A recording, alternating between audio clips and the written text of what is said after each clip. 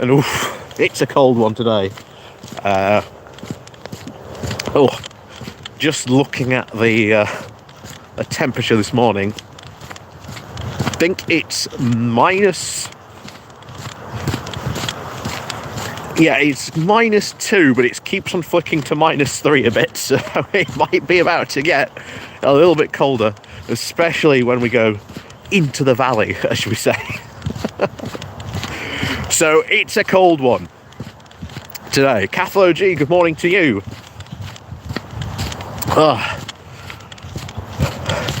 Welcome to what is a very, very cold, I don't know if you can see, but very, very foggy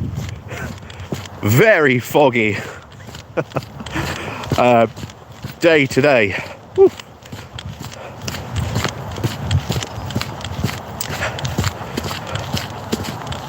To Dakota, morning.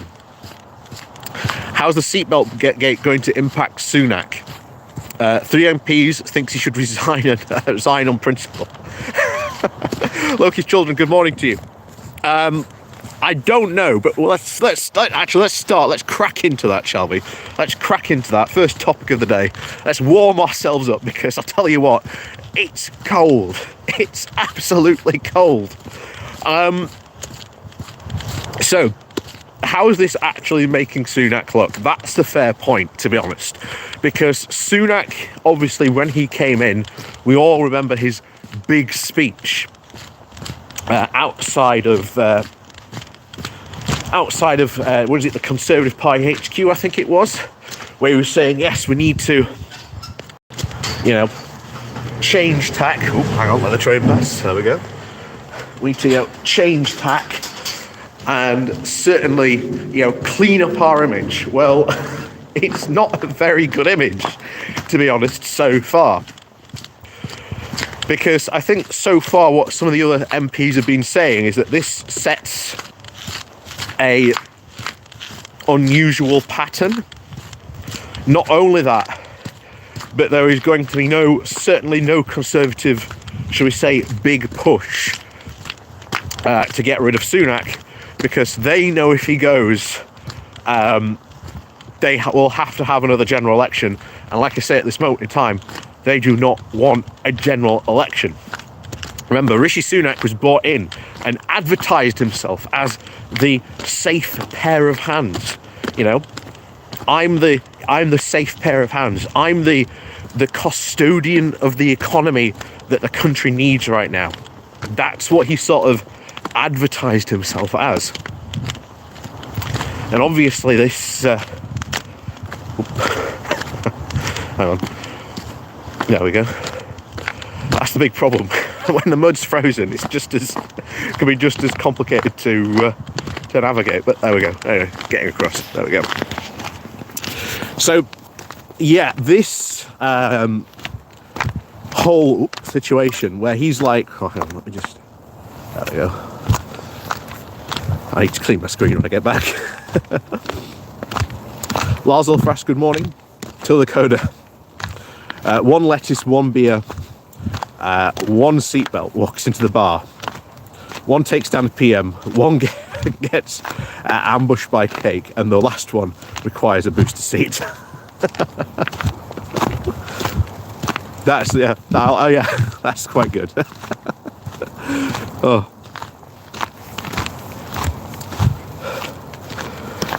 So I think it's going to make Sunak look really bad, especially if he wants to try and, as he said, separate this out, this, whole new sort of dimension that the days of, the Johnson administration is over. It's time to get serious again, folks. He's the safe pair of hands, as he would at least like to be seen as, of course. I don't know. He's not going to resign. It makes him look bad. It's certainly going to give him some bad press, and I think it will certainly damage his reputation in the polls a bit more. But other than that, and he's received yet another fine, so that's 2 fines, to be honest, that he has now received. Obviously, one for Partygate, and now one, of course, well, for his seatbelt. So, yeah, it's not a good look. But in the grand scheme of things, unless, I think it was Chris Brandt. I can't remember if it was Chris Brandt or not, but it was one Labour MP who came forward and said, you know, this is setting a very clear pattern of behaviour. And at the moment, you could argue that, but you can only really argue that there's 2 points of this pattern of behaviour. Now, if this does actually create a proper pattern, then certainly Sunak is going to be in a lot of trouble. But I can't see at the moment too much the argument, shall we say, taking shape that he should resign. So it's certainly going to hurt him in the polls-wise. Certainly not going to make him look good, or at least any better than he previously was. But yeah, I doubt this will be, shall we say, the thing that dethrones Sunak. Very, very unlikely. But yes, anyway, good morning to some of the people that have joined us as well. Chatty Rat, good morning to you. Dave W, good morning for you. Yes, it's a bit frosty. It's very frosty. It's very, very frosty indeed. Loki's Children, good morning to you. Phil Stewart, good morning to you as well. Houghton, 125, good morning to you. Have I missed anyone else? David Quatermass, good morning to you. Nope. Have I missed anyone else out? I think so. I think we've got everyone. Oh, Ben, good morning to you as well.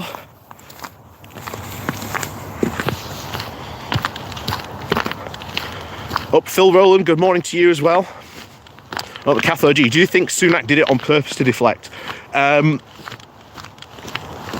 don't think so. This is one of those things where, to be honest, what's he deflecting from? There's the Noawe stuff. That's clearly been very covered, and I think that is certainly going to be a bigger issue that will almost certainly come up next week, because the Guardian is reporting. Again, I think it's unconfirmed from what I've heard, so again, don't quote me on that, but it's unconfirmed that he has paid a penalty for that tax evasion. So that is very likely to come up next week, almost certainly. And part of the reason why I haven't covered it is things like, you know, things like that tend to be very much a developing story. And other than the fact that, you know, Zwawe hasn't paid his tax, well, that's it. That'll be a video. Nadeem Zwawe hasn't paid his tax. What a shocker. Because there are probably many, many other Conservative MPs who, well, to be honest, we know haven't paid their tax. I mean, Rishi Sunak's wife didn't really pay her tax either. So, wouldn't surprise me if there's a lot more Conservative MPs, shall I say, not paying their fair share. Would not surprise me in the least. But is this a deflection? I'd argue a deflection from what? Because it certainly made Rishi Sunak look 10 times worse and certainly damaged his reputation. So I can't really see why, you know, he would damage himself to deflect away from Zwawe, because he could, at that point, use that as a legitimate excuse to get rid of Nadeem Zwawe. You know, it would be the perfect excuse to get rid of him, and he would have very little pushback if he did get rid of him, because we know that Rishi Sunak has not been able to choose his own cabinet. You know, all these people have been forced on him.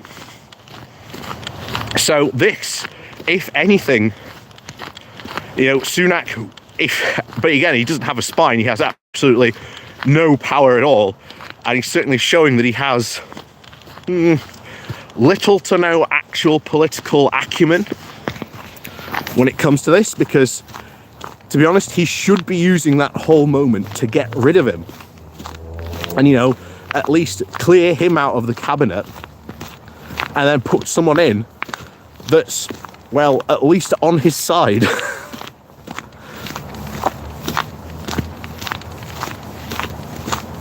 Tsar is probably blackmailing Sunak with rebellion. Well, even if he did, even if there was a rebellion, you know, it's far better for Sunak to go, look, this guy's clearly broken the law, he hasn't paid his tax, and he's on the front bench, and he's making the Conservative Party look really bad and getting a load of bad press. I said out this, you know, when I started that, you know, I'd be clearing away moments like that. So, if anything, getting rid of Zawawi is like a massive bonus. Certainly for Sunak. Oh, G. Ross, good morning to you, or good day. Good day from down under, as they say. Oh, that's my terrible Australian accent. I do apologise. Fatgasm, good morning to you. Zawawi probably knows how much tax Sunak hasn't paid. Probably so. Probably so. I wouldn't be surprised, to be honest, if all the Conservative MPs have, like, you know, documents and all kinds of dirt on each other. It wouldn't surprise me at all in the least. That's for sure.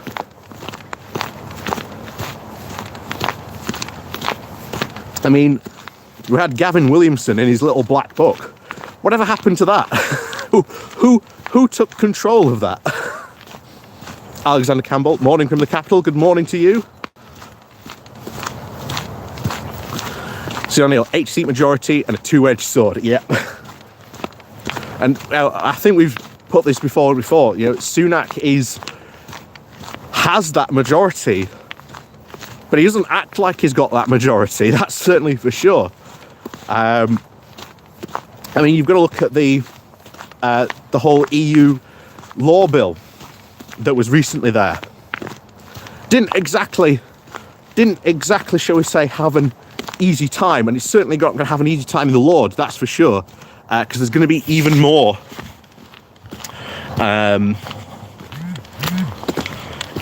scrutiny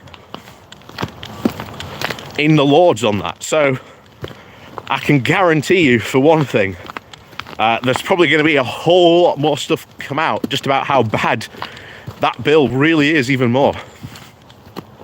Dave W. looks a bit foggy. I'd avoid the Barnsley Triangle if I were you. Well, don't worry. We'll probably get lost in the fog and end up in Brigadoon.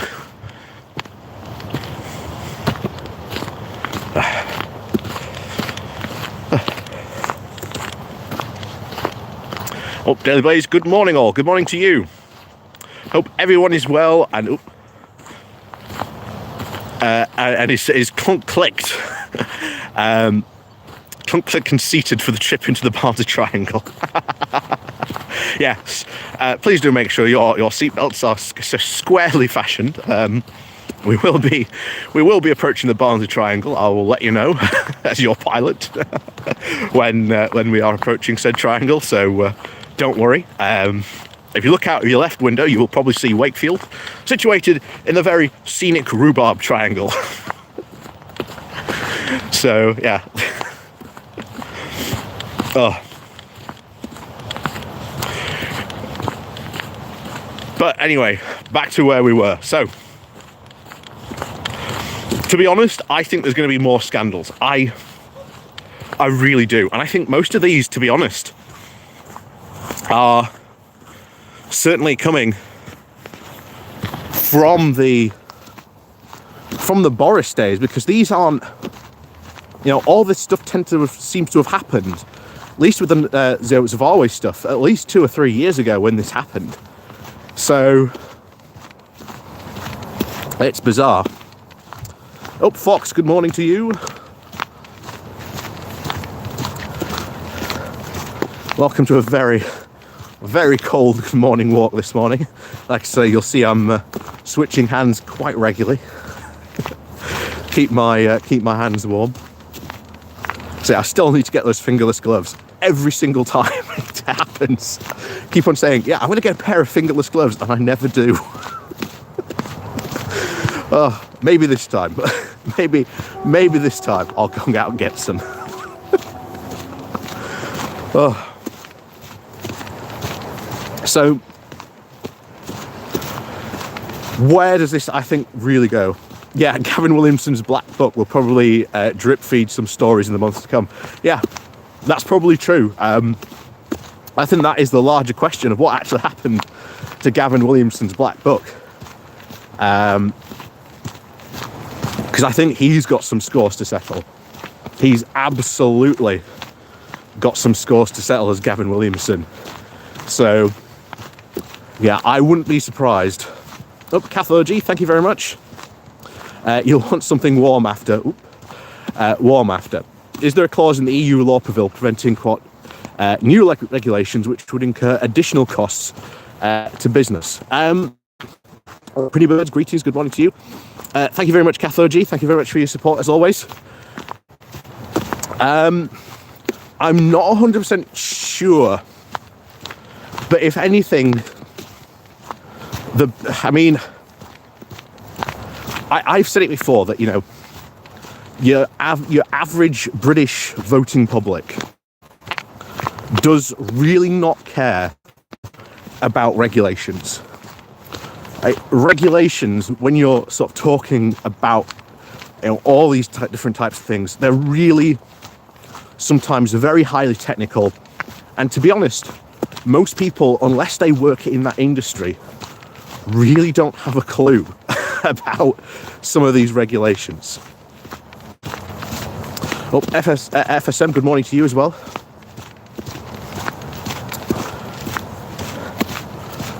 So because most of them don't care about regulations, I think that, you know, we're about to, certainly potentially next year, have a very rude awakening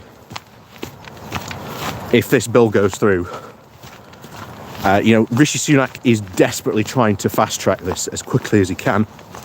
Nico DeSmith, good morning to you. And there's been some scuttlebutt about that the whole reason this is being fast tracked is that Sunak is actually making progress on the Northern Ireland Protocol. So this is apparently being done to try and distract the Brexiteers, certainly while these negotiations for the time being are going smoothly. That is a possibility. But as I've said before, I don't think Sunak is that good of a political animal. I don't think that's his case. And, oh, by the way, we are entering the Barnsley Triangle. For those of you, you know, please make sure that your trays are put away and your seat is in the upright position.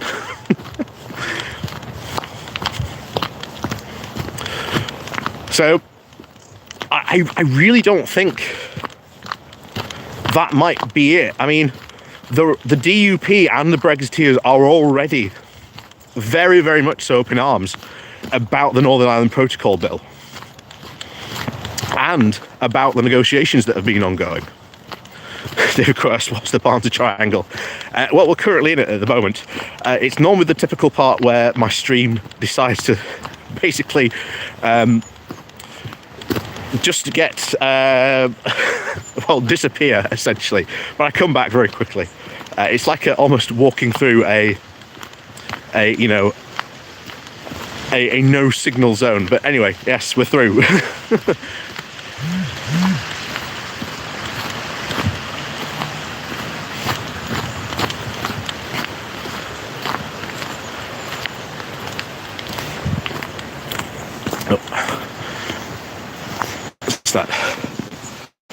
Phone chicken. Oh, good morning to you as well.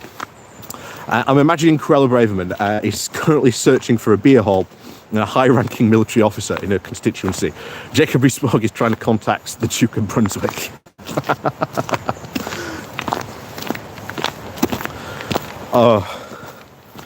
I mean, you are right. There is going to be, I think, potentially at some point, Sunak will have to see off a coup at some point this year. I think, depending on how a couple of these things go, I think it's very likely. I think the EU reform bill, which, as we said, if Sunak is this safe pair of hands as he's sort of advertised himself as, like, it doesn't make sense. Sir Larry the Clat. Sir Larry the Clat. Sir Larry the Cat. Good morning to you. Good morning, everybody. Remember to clunk click every trip.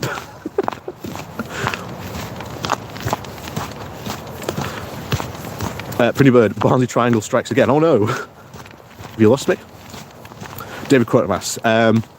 If the bill does go through, surely the country will fall into carnage. Will the Conservative Party be self-destructive? Hope so. Yeah, we've talked about just how damaging this bill is really going to be. Oh, FSN the Dog, thank you very much for your super chat. Piers Morgan or Corbyn? Oh, Starmer, mind your back. But thank you very much. Thank you very much for your super chat there. FSN, thank you very much. Very much appreciated. So, if they are stupid enough to really pass this bill, this is going to have huge consequences. Because remember, initially, Rees-Mogg came out and said, oh, this is only going to affect these 2,000 pieces of law. And then what happened? A couple of weeks later, you have all these officers coming out, well, actually, we think there might be an extra 2,000 extra that we found that this is going to affect. So we're now up to something like 4,200 and something in these laws. And a lot of people and all these experts are saying, well, actually, this could affect a whole lot more, because a lot of British law used the EU laws and regulations almost as like the beginning, foundation works to build on. So what effectively the Tories are doing is that they are blowing the foundations.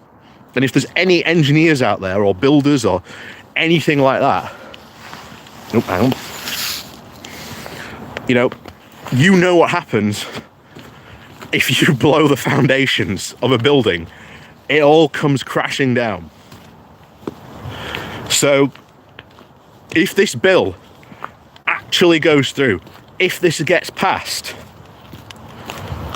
you are going to see so much chaos on an absolutely apocalyptic scale.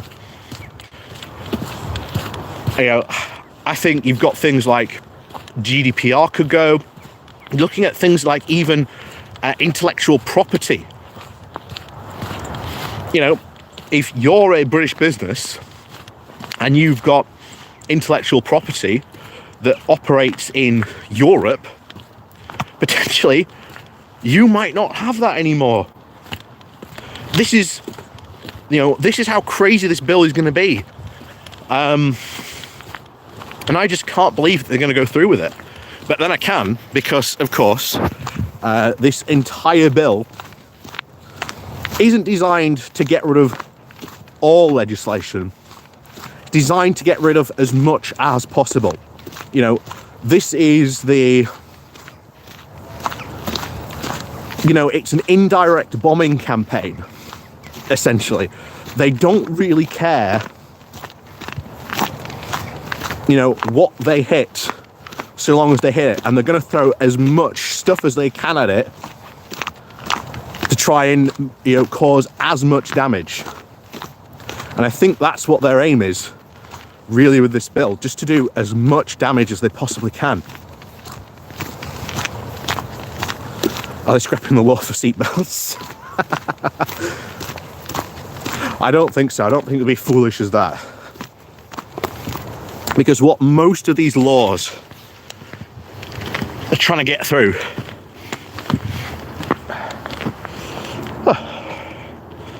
what most of these laws they're trying to get through are very, very much similar to some highly technical stuff. I mean, you remember a couple of weeks ago where we did the video about the guy Will from Conservative Home was on the Mogcast, and he and Jacob were chatting it up about regulations, and Reesmelt comes to, oh yes, we need to get rid of these chemical regulations.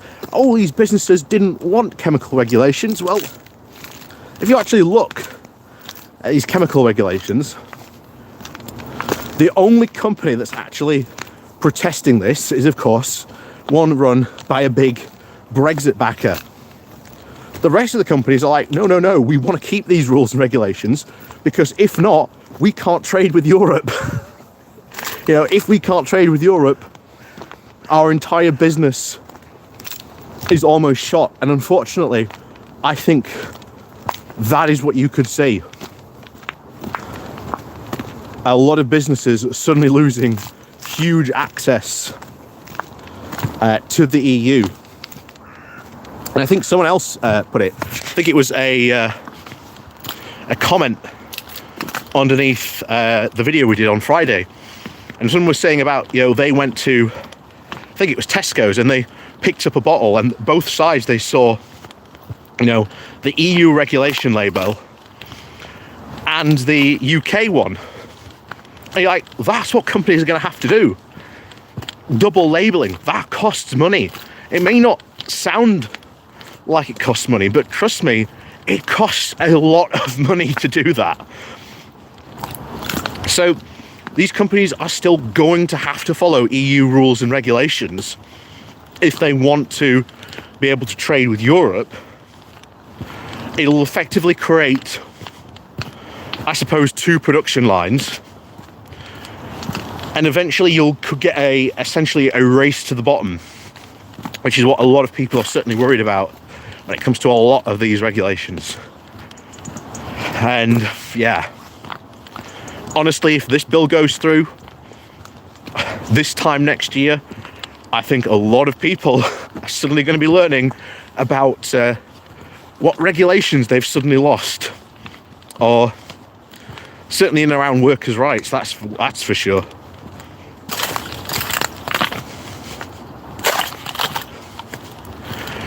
And it only works in Labour's favour because they've tried as much as they can to put amendments in there to help save all those workers' rights. I know Caroline Lucas has put forward stuff to help defend, you know, environmental protections and stuff like that. But yeah, honestly, that bill is going to be an absolute albatross because the Conservatives are not prepared for the kind of bad PR that is going to come on back to them for that. Trust me. You are going to get so many news stories, articles about companies, businesses exploiting their workers, finding that they, you know, don't have the protections they used to, or, you know, a company that used to follow a particular safety worker protection has now undone it, and there's, you know, there's been an accident, and just so many things. So many things this bill is going to cause so much problems for.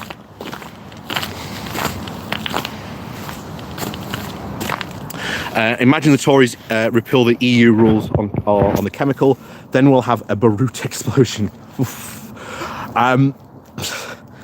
You're not too far wrong. I mean,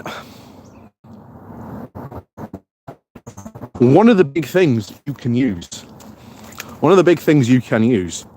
especially in regards to the chemical stuff, look at America. Because in America, they have chemical spills all the time that affects the environment, people's health, all kinds of stuff. And it is because they have fought actively against those chemical regulations.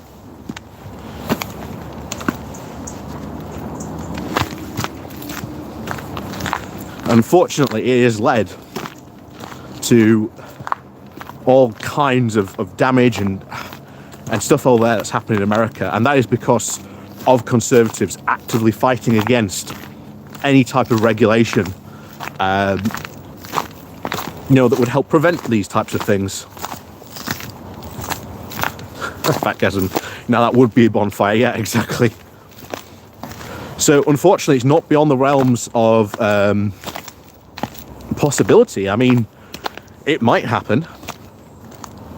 But then again, you look at things like Grenfell.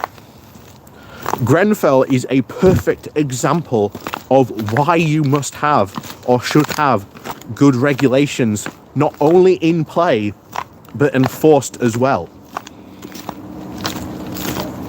So if you remember how much of a sort of a public outcry there was against Grenfell, imagine something like that happening again.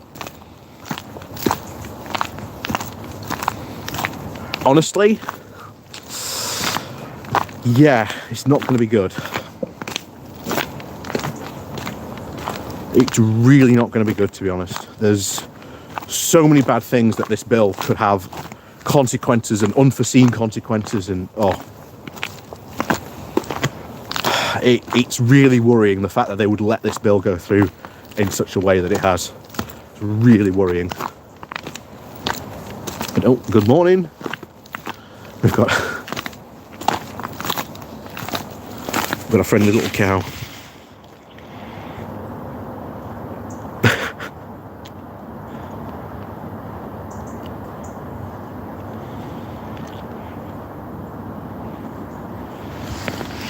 Anyway, morning.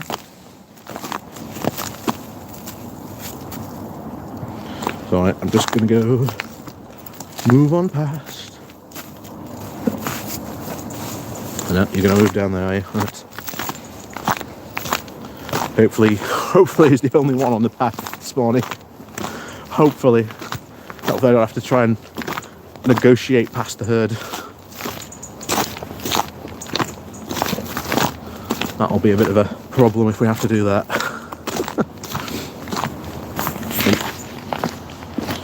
Got another one down here.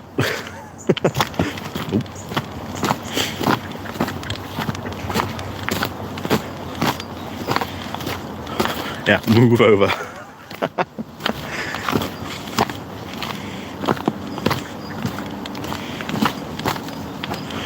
So, to be honest, if this bill does go through, it's just a massive own goal for the Tories, because they just get story after story after story that will happen about all these regulations that have been taken away and lost, because of this bill. And then, unfortunately, they're going to have a massive fight to try and get all these regulations back in. And trust me, the Conservatives, especially those Brexiteers and free market fundamentalists, are going to absolutely fight tooth and nail to make sure. They are absolutely going to fight tooth and nail to make sure that some of these regulations don't make it back in, or even potentially they can water down those regulations. And that's what's worrying, because I think that's been their plan all along. If we can get rid of them and they have to pass this regulation again, well, we can try and vote it down, or we can take away the we can water down the regulation. FSM, you didn't answer the question. Oh no. Did I misread your post? Your question. Hold on. See if we can get it back.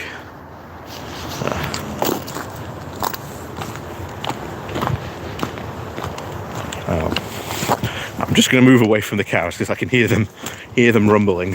So I just don't want to get caught on this path. They decide to charge along it.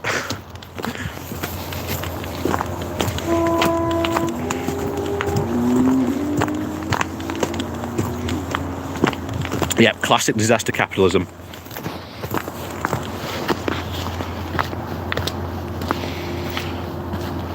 Exactly, Cathlo G. How many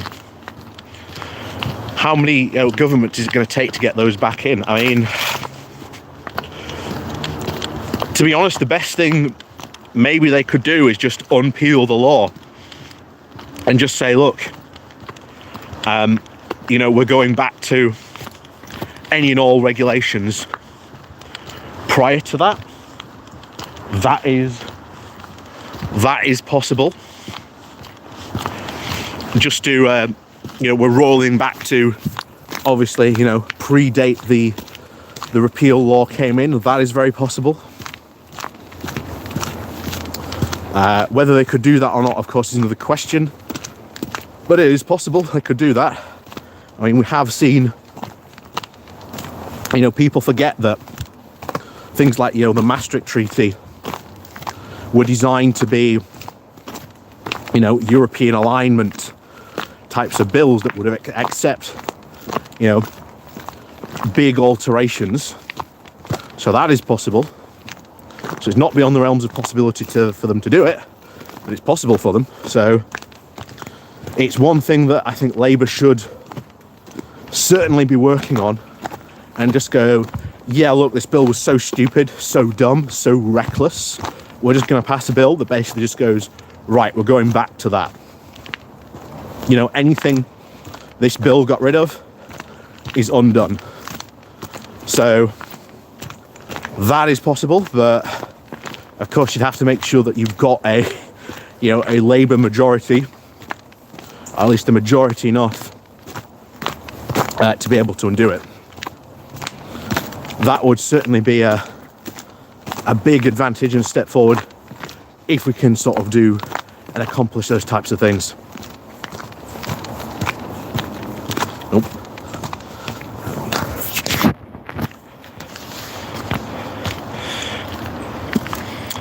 Look up shock doctrine, just rescind the act. Yep, they could do that, but it's, again, they've got to have the votes to do so. Will civil servants have time to undo all these regulations? Have they voted on strike action yet?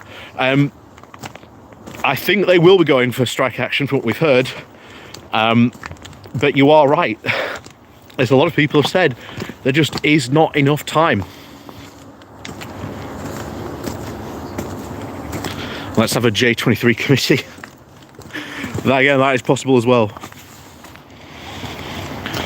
There is not enough time to review all these, legislations, and as a lot of people have said, there is going to be a whole host of other laws that can potentially get undone because of these laws. I mean, you've got to think, we've been in the EU, at least that, regulatory sphere, for the past 40 years. I think there's probably a lot more than 4,000 laws on the, in the UK statute book. I think there is a heck of a lot more. And I think it's the Brexiteers being so determined to do this. And to be honest, the second this law goes through, it's, it's going to be interesting. And, I've said it before, but I think a lot of British voting public are suddenly going to start caring a lot about regulations, at least more than they ever did before. That's for certain. But anyway, we've talked enough about that. Time to talk about Free the Leopard. So for those of you who don't know, there is a big movement at the moment to send tanks over to Ukraine, and we're talking proper tanks. We're talking, the MBTs, main battle tanks. So obviously from the UK, we're sending over, I think, 10 Challenger 2s. Or it might be 14, I can't remember now exactly. But I know we're sending over Challenger 2s.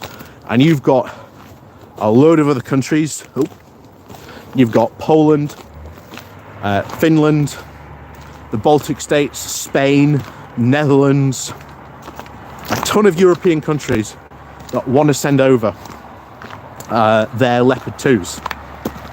Now, of course, the big problem, of course, has come under, and it seems that Olaf Scholz is being a bit of a stick in the mud when it comes to this. Now, they are sending across aid. They're not, they're not sending nothing. But they need these tanks, especially in the coming months, because, hang on.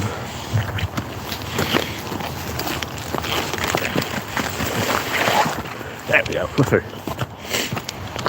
So why does Ukraine need these tanks? Why are they so desperate for them? And not only just tanks, but armoured fighting vehicles as well, and pretty much anything that can move fast. Well, at the moment, as you can see, it's a bit cold. Unfortunately, this cold makes a lot of frost. This frost, when it melts, will create mud. And at the moment, the, shall we say, conditions are not ideal for any large-scale manoeuvres. But come the spring, that will change. And these areas of Ukraine, where the Ukrainians want to retake, are basically massive swathes of open land. And if you're infantry advancing along open ground, you need support. So this is where those tanks come in useful. This is why the Ukrainians are after tanks, especially the Leopard 2s, and of course the Challenger 2s as well.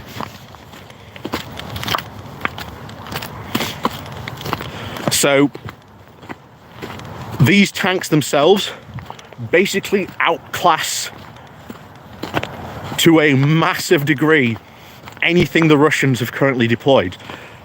We haven't seen hide nor hair of this supposed T-14 Armata that the Russians have been developing, the new thing that's meant to replace all their the old like T-90s that they've got. We haven't seen that, so it leads to a lot of people to think that they haven't really developed it yet and that it's not ready. This means essentially that if we can send the number of tanks that's talked about, Ukraine could essentially create a massive battle group of NATO and European style attack tactics that would probably just whip the floor with Russia completely.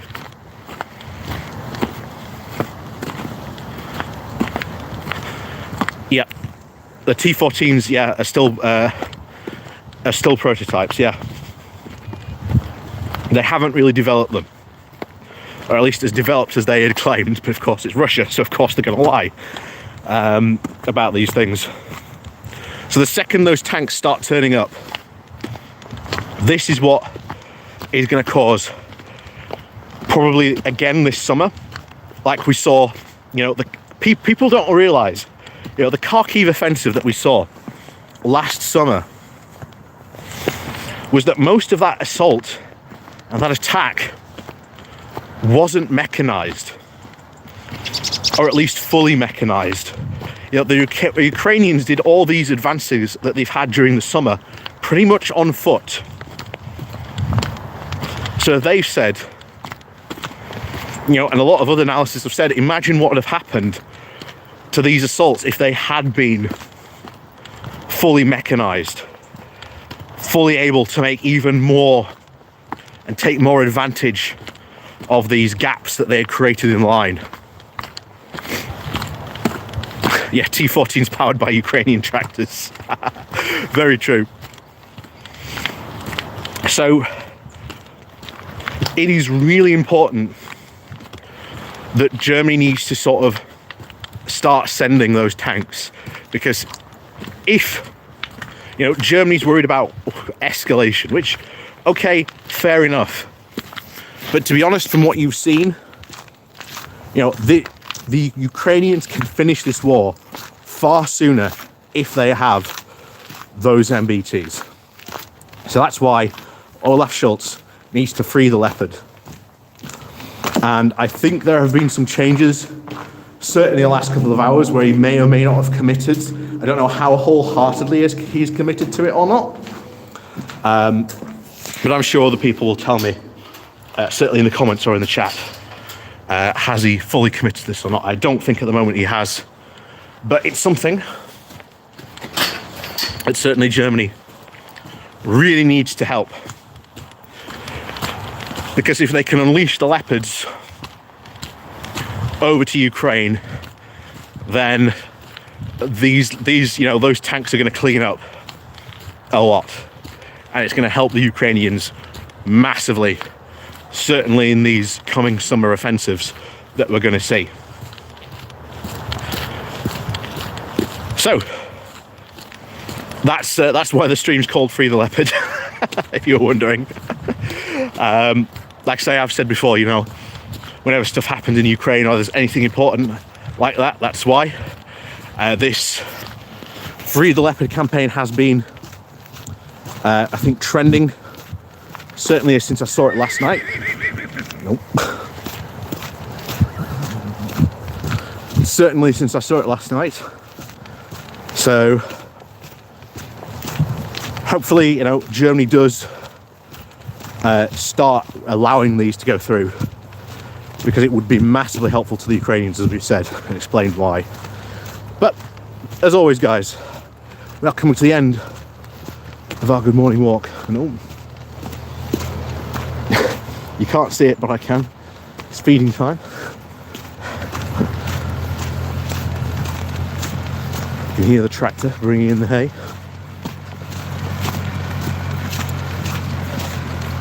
But what to watch out for next week? Certainly the Nawari stuff certainly could be quite big.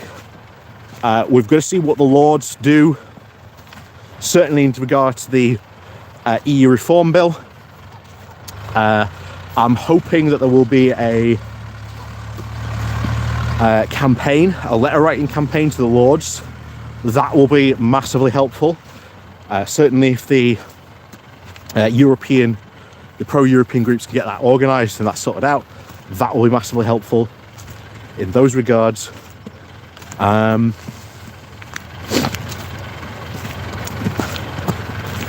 than that, I think that's it really for next week. There's going to be a lot of fun stuff potentially happening though. Like I say, I can't really show you the other way because the sun's just blaring down and just, ripping through the fog, if you can tell. But as always, guys, like I say, thank you so much for coming along, helping out, and you know, having a good morning walk. Like I say, I hope you've got your exercise in for the day. Thank you very much for the people who have again supported the channel. I think it was FSM the dog, and of course Cathlo OG for your super chats. Again, thank you very much. Your support means a lot. Thank you very much to the people who have liked and shared the stream. Like I say, remember to hit the like button on your way out.